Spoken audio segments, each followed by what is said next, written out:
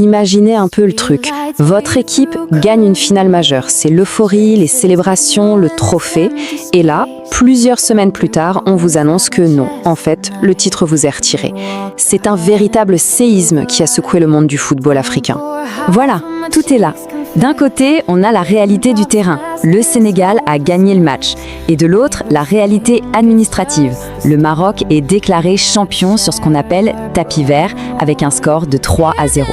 C'est la parole du sport contre la parole du droit. Et ce qui rend cette histoire encore plus folle, c'est le timing.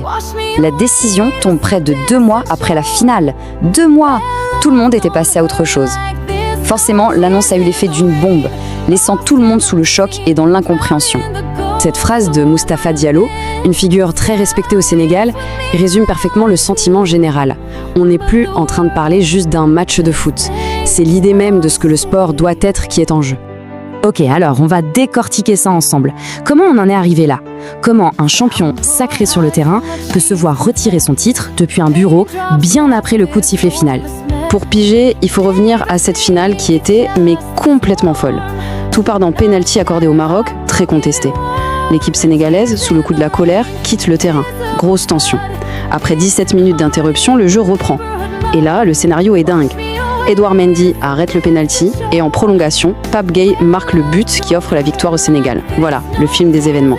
C'est cette séquence qui est au cœur de tout. On passe maintenant à la suite, parce que la controverse, elle ne porte pas sur le but, mais sur ces fameuses 17 minutes d'interruption.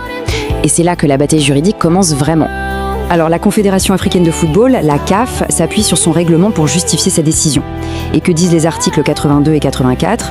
En gros, si une équipe quitte le terrain sans l'accord de l'arbitre, elle perd par forfait. C'est noir sur blanc.